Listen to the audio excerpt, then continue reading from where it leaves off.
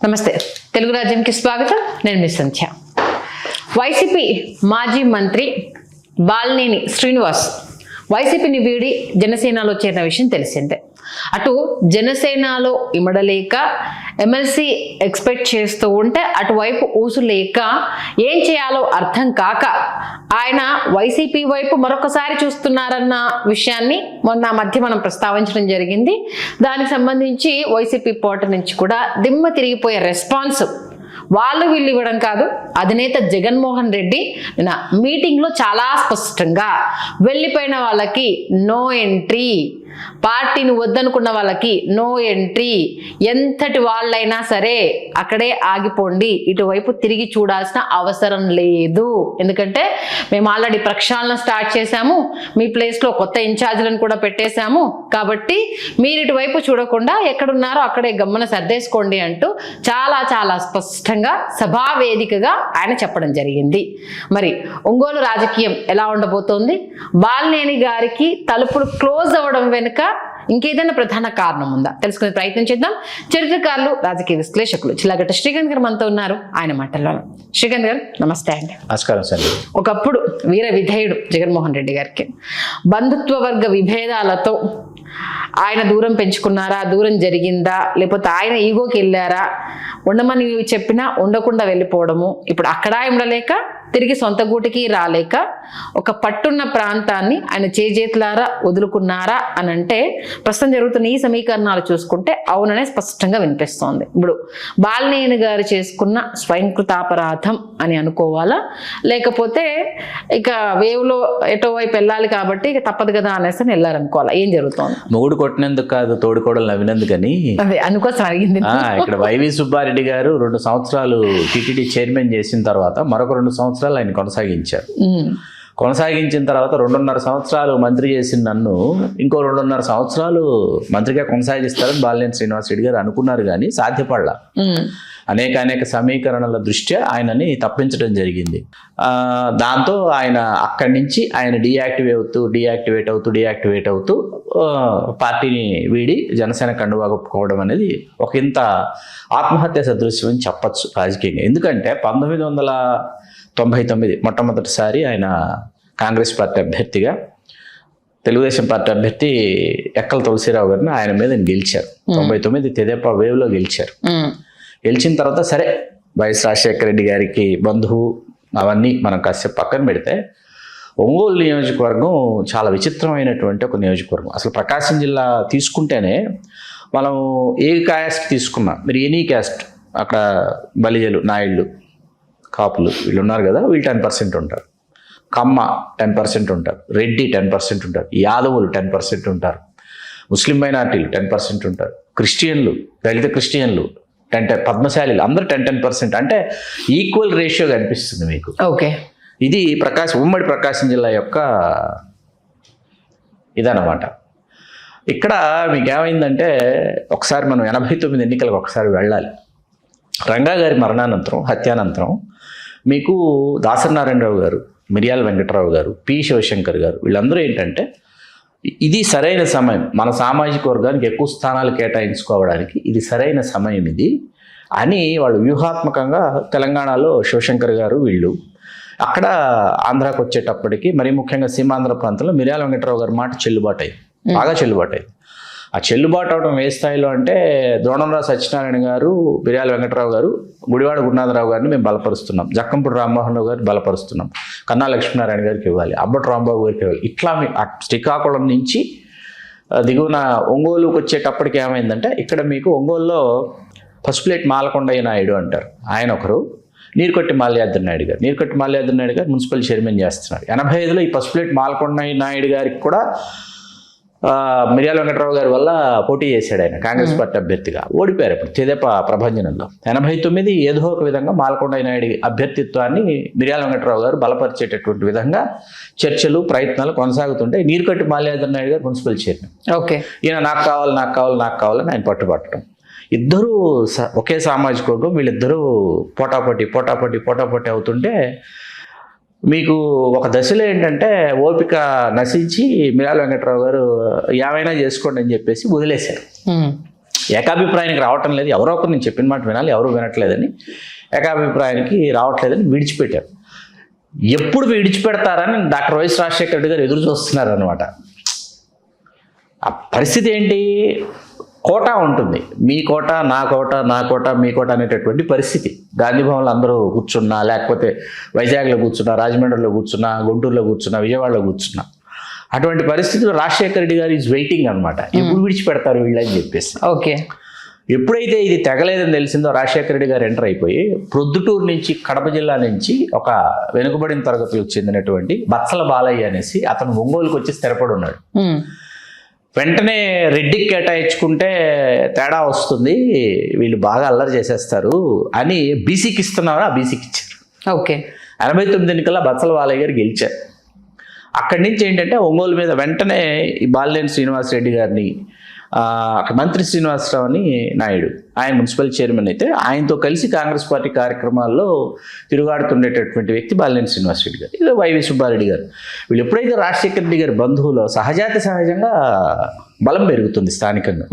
94 ఎన్నికల్లో కమ్మ సామాజిక వర్గం నుంచి తెలుగుదేశం పార్టీ అభ్యర్థి ఈదర హరిబాబు గారు పోటీ చేశారు, అది గెలిచారు. 99 ఎన్నికలకి మంత్రి శ్రీనివాసరావుకి కేటాయించకుండా బాలినేని శ్రీనివాసరెడ్డి కేటాయించాడు.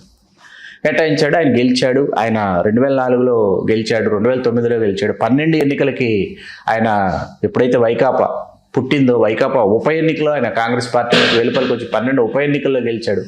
ఓడిపోయిన 14 ఎన్నికల్లోనే దామచర్ల జనార్దన్ గారి చేతిలో. ఇప్పుడు సిట్టింగ్ ఎమ్మెల్యే కూడా దామచర్ల జనార్దనే. తర్వాత మళ్ళీ 2019 అంటే 5 సార్లు గెలిచినటువంటి ట్రాక్ రికార్డు బాలినేని శ్రీనివాసరెడ్డి గారి పేరు మీద ఉంది. అవును. ఒంగోలు అంటే ఒంగోలులో గతంలో కానీ ఆ తర్వాత కానీ ఎవరూ అంత లబ్ధి పొందల. రాజశేఖర రెడ్డి గారి కుటుంబం పేరు చెప్పుకునో, రాజశేఖర రెడ్డి గారి బంధుత్వాన్ని వాళ్ళు ఆపాదించుకునో, అసలు కనీవిని ఎరుగున వైభవం అంటారే, అటువంటి వైభవం బాలినేని శ్రీనివాసరెడ్డి గారు చూశారు. సరే, కుటుంబ పరంగా వైవి సుబ్బారెడ్డి గారు, బాలినేని శ్రీనివాసరెడ్డి గారు ఆయన ఒక వర్గం, ఆయన చాలా పెరిగిపోతే నాకు ఇబ్బంది అవుతుంది. వైవి సుబ్బారెడ్డి గారికి ఇక్కడ రాష్ట్ర వ్యాప్తంగా వైకాపాకు సంబంధించి వైవి సుబ్బారెడ్డి గారికి రాష్ట్ర వ్యాప్తంగా ఆయనకు పట్టుంది. అందులోనూ జగన్ మెయిన్ ఇంపార్టెన్స్ కూడా వైవి సుబ్బారెడ్డి గారికి ఇవ్వడం అనేది, ఆయన ఎవరితోనూ కటువుగా మాట్లాడటం కానీ, లేకపోతే నిరుత్సాహపరిచేటటువంటి విధంగా మాట్లాడటం కానీ వైవి సుబ్బారెడ్డి గారు చేయరు. బాలినేని శ్రీనివాసరెడ్డి గారు జిల్లాకు పరిమితం అయిపోయారు. రాష్ట్ర మంత్రి అయినప్పటికీ ఆయన జిల్లాకు పరిమితం అయిపోయారు. వైవి సుబ్బారెడ్డి గారు జగన్మోహన్ రెడ్డి గారికి ఏం చెప్పారు, జగన్మోహన్ రెడ్డి గారు కూడా ముక్కుతాడు వేద్దాం అనుకున్నారు, వేశారు, అయిపోయింది. సరే, 2024 ఎన్నికల్లో అధికారానికి పూర్తి స్థాయిలో దూరం అయినప్పటికీ కూడా విడిచిపెట్టి ఉండకూడదు. ఎందుకు విడిచిపెట్టి ఉండకూడదు అంటే సంధ్య గారు, సరే దాని పాయింట్ లోకి వెళ్లే ముందు, అంటే కేవలము ఆ 2.5 సంవత్సరాలు ఆయనకు మంత్రి పదవి ఇవ్వకుండా పరిగణలోనికి తీసుకున్నారు అనేది అలకనా, లేకపోతే ఆ తర్వాత ప్రాధాన్యత తగ్గింది అనేది పాయింటా? మీ ప్రాధాన్యత ఎక్కడ తగ్గదండి. ఎందుకు తగ్గదు అంటే, ఆయన జగన్మోహన్ రెడ్డి గారు మీకు అధికారంలోకి వచ్చిన వెంటనే ఎవరెవరికైతే మంత్రి పదవులు కేటాయించారో, కేటాయిస్తున్న రోజు ఆయన తెలియజేశారు ఏమని, 2.5 సంవత్సరాలు నేను కొనసాగిస్తాను, 2.5 సంవత్సరాల తర్వాత ఖచ్చితంగా మార్పు ఉంటుందని మిమ్మల్ని మంత్రివర్గంలోకి తీసుకోవాలనుకోండి, మీ చేత ఆన్ రిటర్న్ మీ చేత ఒక లెటర్ రాయించుకున్నారు, సంతకం పెట్టించుకున్నారు. అంటే దాంట్లో మార్చలేదు, 2 కాదు 14 మందిని మార్చలా, ఓవరాల్ 14 మందిని కొనసాగించారు. ఓకే. బొత్స సత్యనారాయణ గారు, పెద్దిరెడ్డి రామచంద్రారెడ్డి గారు, ధర్మాన ప్రసాదరావు గారిని తీసేస్తే కృష్ణదాస్ గారు, లేదా కృష్ణదాస్ గారిని తీసేస్తే ధర్మాన ప్రసాదరావు గారు, అట్లా వచ్చారు తప్ప కుటుంబం నుంచి దాదాపు 14 మందిని మీకు కొనసాగించాల్సి వచ్చింది. అనేక కారణాలు, అనేక సమీకరణాలు జగన్మోహన్ రెడ్డి గారు చేసి ఇప్పుడు అవంతి శ్రీనివాసరావు గారిని తప్పించారు. అవంతి శ్రీనివాసరావు గారిని తప్పించి మన గుడివాడ అమర్నాథ్ గారిని తీసుకున్నారు. కురసాల కన్నబాబు గారిని తప్పించి దాడిశెట్టి రాజయ్య గారిని తీసుకున్నారు. మీకు కృష్ణా జిల్లా, ఉమ్మడి కృష్ణా జిల్లాకు వచ్చేటప్పటికి మీకు ఏమైంది, కమ్మ కాపు ఇద్దరికి ఇవ్వకూడదు, దళితులకి ఇస్తూ కమ్మ కాపు ఇద్దరిని లేకుండా కొడాల నాని గారు, పేరు నాని గారు, ఇద్దరు నాని తీసేశారు. మీకు ఇదేంటంటే ఆయన సమీకరణాలు, ఆయనకు తెలిసినటువంటి రాజకీయం ఆయన చేశారు. ఆయన ఏంటంటే ఓ 2.5 years ఫ్యామిలీ మెంబర్స్ కదా, ఈ ఫ్యామిలీ మెంబర్స్లో ఏంటి 2.5 years పక్కన పెట్టి ఆయనకేంటి అపరిమితమైనటువంటి ఆత్మవిశ్వాసం జగన్మోహన్ రెడ్డి గారు. తర్వాత ఖచ్చితంగా మనమే అధికారంలోకి వస్తాము, వచ్చిన తర్వాత ఇంకెక్కడైనా ప్లేస్ చేస్తాను, ఆయన ఏదో వేసుకుని ఉండొచ్చు. ఇక్కడ మీకు ఇంగ్లీష్లో ఒక మాట ఉంది, ఒక సామెత కాకపోయినా ఒక సేయింగ్, అది నేను తెలుగులోకి మార్చి చెప్తా. తెలియని దేవుడి కన్నా తెలిసిన దెయ్యము మిన్న అని చెప్తారు. అవును. ఇప్పుడు తెలియని దేవుడి దగ్గరికి వెళ్ళి మీరు కొత్తగా మీరు ప్రవర్ చెప్పుకొని, మీ గోత్రం చెప్పుకొని, మీరు ఏ వంశమో చెప్పుకొని, మీ ఇంటి పేరు చెప్పుకొని, ఏ ప్రాంతం, ఈ భాష అంతా వినిపించడం కంటే తెలిసిన దెయ్యం దగ్గర కూర్చొని చెప్పుకున్నారు అనుకోండి, అది మీకు అలవాటు అయి ఉంటుంది, దానికి మీరు అలవాటు అయి ఉంటారు. మీ చరిత్ర చెప్పాల్సిన అవసరం లేదు. తిట్టుకుంటూనో మెట్టుకుంటేనో ఎలాగో ఆ భజన అనేది ఇక్కడ స్టార్ట్ అవుతుంది. అంటే మీరు వింటే నువ్వు అక్కడి నుంచి స్టార్ట్ చేసావు, ఎందుకు వెళ్ళిపోయావు, ఉండుంటే అయిపోయేది కదా అనేసి. ఇప్పుడు కొత్త దేవుడి దగ్గరికి వెళ్తే నువ్వు ఏ ప్రాంతం, ఎక్కడి నుంచి వచ్చావు, ఏ ఇయర్ లో వచ్చావు, ఏమేం చేసావు, నీ గురించి నువ్వు చెప్పుకోవాలి. మీరు అక్కడ అద్భుతాలు సృష్టించినా, మీరు ఏమి సాధించినా, మీరు అక్కడికి వచ్చేటప్పటికి ఏమైంది, మీరు పలానా వైఎస్ జగన్మోహన్ రెడ్డి గారి కుటుంబ సభ్యుల్లో ఒక సభ్యుడు, మీరు వెళ్ళి ఎవరి పంచని మీరు వాలాల్సి వచ్చింది. అపోజిషన్ జనసేన, తెలుగుదేశం కూడా కాదు. మళ్ళీ ఏంటి, ఆయన తిరిగి వచ్చి నేను యాక్టివ్ అయిపోతున్నాను, ఆయన మళ్ళీ తొడగొట్టారు. ఒంగోలుకి వచ్చి ఒంగోలులోనే ఉండబోతున్నాను, ఒంగోలులోనే నేను శాసించబోతున్నాను అంటే ఆయన కూటమిలో ఉన్నారు. కూటమిలో ఉంటూ కూటమిలో ఉన్న తెలుగుదేశం పార్టీకి చెందిన చంద్రబాబు నాయుడు గారి సామాజిక వర్గానికి చెందినటువంటి స్థానిక శాసనసభ్యుడికి ఈయన సవాలు విసురుతా ఉన్నారు. అంతే కదా. అంటే ఇప్పటిదాకా మేము పాటలు పడ్డది, ఇప్పటిదాకా మా బలాలు నిరూపించుకోవడానికి మేము ఖర్చు చేసింది, మా కార్యకర్తల్ని, మా నాయకుల్ని, ఈ పర్సన్ ఉంటారు అనేసి అని చెప్పుకున్న వాళ్ళంతా ఇప్పుడు అక్కడ ఎవరికి అర్థం కాని రాజకీయం ఏంటంటే, పవన్ కళ్యాణ్ గారు చాలా తెలివైనటువంటి రాజకీయవేత్త అండి. చాలా మంది ఇప్పుడు మనం నిర్మాణాత్మకంగా మాట్లాడినా, లేకపోతే మనం వ్యవస్థీకృతంగా మనం సద్విమర్శ చేసినా, పవన్ కళ్యాణ్ గారు చాలా తెలివైన రాజకీయవేత్త. ఆయన మీకు 2019 ఎన్నికల్లో అక్కడ పోటీ చేసే అవకాశం జనసేన అభ్యర్థికి ఎవరికి ఇచ్చారో మీకు తెలుసా, మీకు గుర్తుందా? షేక్ రియాజ్ అని అభిమానికి ఇచ్చారు. ఓకే.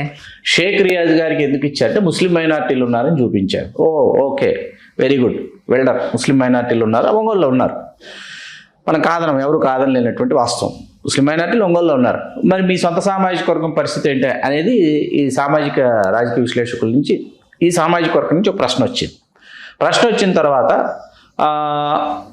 ఇంకా చాలా నియోజకవర్గాలు ఉన్నాయి ఉమ్మడి ప్రకాశం జిల్లాలో. అక్కడ దర్శి ఉంది, గిద్దలూరు ఉంది. అక్కడ సొంత సామాజిక వర్గానికి ఇచ్చుకోవాల్సి వస్తే ఒంగోలు కూడా ఇస్తే ఇన్ని నియోజకవర్గాలు సొంత సామాజిక వర్గానికంటే మిగతా సామాజిక వర్గాలు దూరం అవుతారు కదా. కాబట్టి దర్శి గిద్దలూరు భవిష్యత్తులో మనం కేటాయించుకోవాలి. అప్పుడు కూడా బెల్లంకొండ సాయిబాబాని ఆయనకు కూడా కేటాయించారు.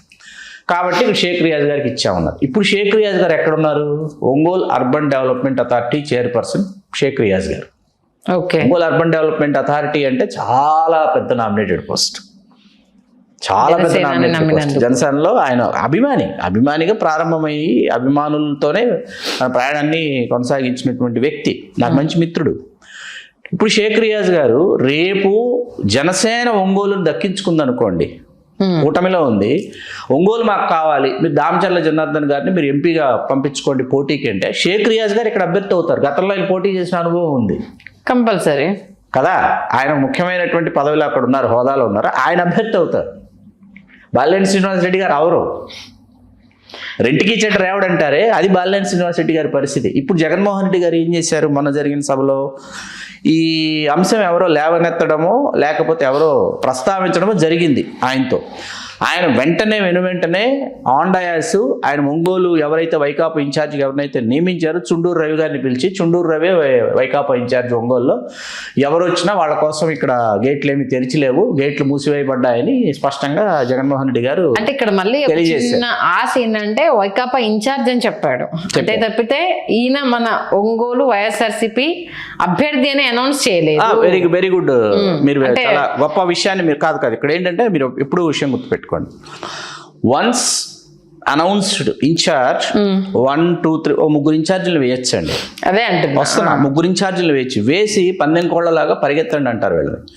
ఎవరు బాగా సభ్యత్వాలు చేస్తారు, ఎవరు బాగా పార్టీ కార్యక్రమాలు నిర్వహిస్తారు, ఎవరు ఆర్థికంగా ఆయా సభలకి సమావేశాలకు వెన్నుదన్నుగా నిలుస్తారు, ఎవరు ప్రత్యర్థుల మీద వీళ్ళు అటాక్ చేసే స్థాయికి చేరుకుంటారు, ఇవన్నీ పరిగణలోకి తీసుకున్న తర్వాత ఫైనల్గా మీకు ఒకరు ముందు వరుసలోకి వచ్చి నించుంటారు, వాళ్ళని అభ్యర్థిగా ప్రకటిస్తారు. ప్రస్తుతానికైతే చుండూరు రవి గారు చాలా దూకుడుగా వైకాపా ఇన్ఛార్జ్, ఆయన తన దూకుడిని ప్రదర్శిస్తున్నారు. ఆ దూకుడు జగన్మోహన్ రెడ్డి గారికి నచ్చింది, ఆయన కొనసాగుతూ ఉన్నారు. ఏం జరుగుతుందన్నది మనం చూడాలి. ఎందుకంటే కొంత వైవి సుబ్బారెడ్డి బంధువర్గము అవునన్నా కాదన్నా రాజకీయాల్లో శాశ్వత మిత్రులు శాశ్వత శత్రువులు ఉండరు అనేది అది ఎప్పుడు ప్రతి సందర్భంలో వాడే మాట. ఎంత తిట్టుకున్నా ఎంత వైకాపాలో జగన్మోహన్ రెడ్డి గారి తర్వాత కాసేపు విజయమ్మ గారిని వీళ్ళని పక్కన పెడితే మీకు మన జగన్మోహన్ రెడ్డి గారు తర్వాత సజ్జల రామకృష్ణారెడ్డి గారు, విజయసాయి రెడ్డి గారు, వైవి సుబ్బారెడ్డి గారు, బాలినేని శ్రీనివాసరెడ్డి గారు, మిథున్ రెడ్డి గారు, వైఎస్ అవినాష్ రెడ్డి, ఇట్లా ఒక 10 మంది కనిపిస్తారు. ఇది వాళ్ళ సొంత కాందానంతో 10 మంది కనిపిస్తారు. దీంట్లో నుంచి విజయసాయి రెడ్డి గారు వెళ్ళిపోయారు, బాలినేని శ్రీనివాసరెడ్డి గారు వెళ్ళిపోయారు. అది ప్రత్యర్థులకు ఏంటంటే బాలినేని శ్రీనివాసరెడ్డి గారు ఓడిపోయిన తర్వాత వెళ్ళిపోయారు, అధికారంలో లేనప్పుడే వెళ్ళారు. వెళ్ళటం ఏంటంటే ప్రత్యర్థులకే బ్రహ్మాస్త్రాలు అనమాట. అవి జగన్మోహన్ రెడ్డి గారి మీద అటాక్ చేయడానికి కనీవి నెరుగున అస్త్రాలు. అది జగన్మోహన్ రెడ్డి గారికి ఆ కోపం ఉంటుంది మీకు ఖచ్చితంగా. మీరు నన్ను విడిచి వెళ్ళిపోవడం వల్ల అది వాళ్ళకి మీరు బ్రహ్మాస్త్రాలు అందించారు, వాళ్ళు నన్ను విమర్శించడానికి. అది ఆయన అహాన్ని బాగా దెబ్బతీసింది. కాబట్టి ఆయన మళ్ళీ వైకాపా వైపు చూసినా మీకు ఆయన అహం చల్లారదు కాబట్టి ఆయన రానివ్వరు. అందులోనూ మంత్రి పదవి ఇచ్చారు, పెద్దపీట వేశారు, మొత్తం ప్రాతినిధ్యం సంబంధించి మీ చేతిలోనే పెట్టారు. అన్నీ ఒప్పుకునే కదా వచ్చింది. ఆ పదవి ఇవ్వలేదు అనేసి అని వెళ్ళిపోతే మరి మీకు 2 సంవత్సరాలు ఇచ్చిన పదవికి కృతజ్ఞత ఏది అన్నది ఒకటి. పొద్దున్న లేస్తే ఆయన ఈయన తిట్టుకొని అధపాతాళానికి తొక్కేస్తానన్న వ్యక్తి దగ్గరికి వెళ్ళేసి మీరు జెండా కప్పుకొని ఆయన పంచం చేరినప్పుడు ఆటోమేటిక్గా మడుతుంది కదా. కాబట్టి ఆయన రాజకీయ సమాధి అనేంత పెద్ద వాడొచ్చా ఏమో, పరిసమాప్తి. ఎందుకంటే రేపు మళ్ళీ నామినేటెడ్ ఎమ్మెల్సీకో ఎంపీకి కూడా ఛాన్స్ లేదు. ఇప్పుడు రేపు ఇన్ కేసు కూటమి అభ్యర్థి శాసన మండలిలో కూడా మీకు మారిపోయాయి సమీకరణాలు, రాజ్యసభలో సమీకరణాలు నెక్స్ట్ దానికి మీరు ఒంగోలు వెనుకొండి మీరు నడిపించండి. రేపు మీకు ఎమ్మెల్సీ కానీ నామినేటెడ్ రాజ్యసభ కానీ ఇవన్నీ ఉంటాయి కాబట్టి ఎక్కడో దగ్గర అకామిడేట్ చేస్తాము అని అంటే ఓకే అనే అవకాశం ఉంటుంది కదా. అంటే ఏ స్థానం ఎక్కడ? ఒంగోలుకి మీరు 5 సార్లు శాసనసభ్యుడు, మీకు మీ జనసేనలో మిమ్మల్ని నమ్ముకున్నటువంటి షేక్ రియాజ్ గారు లాంటి వాళ్ళు ఉన్నారు. రేపు పోటీ చేయాలని అనుకోండి, పోటీ చేయాల్సి వస్తే జనసేనకి ఒంగోలు విడిచిపెట్టారు అనుకుందాం.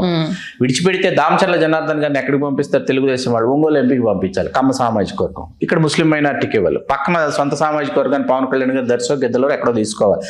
ఈ సమీకరణాలు అంటే బాలినేని శ్రీనివాస్ రెడ్డి గారిని ఎక్కడ అకామిడేట్ చేస్తారు? ఓకే, చూద్దాం ఏం జరుగుతుంది అనేది. మంచి విశ్లేషణ అందించారు, ధన్యవాదాలు శ్రీ. ధన్యవాదాలు సంధి గారు. హలో, తెలుగు రాజ్యం ఛానల్ చూస్తున్నారా? సామాజిక రాజకీయ జీవన చిత్రణే తెలుగు రాజ్యం. అతిశయోక్తులు అసత్యాలు ఉండవు. రాజకీయ కోణం కాదు, ప్రజా కోణమే కొలబద్ద. తెలుగు రాజ్యం వీక్షణ మీ ఉత్తమ అభిరుచికి నిదర్శనం.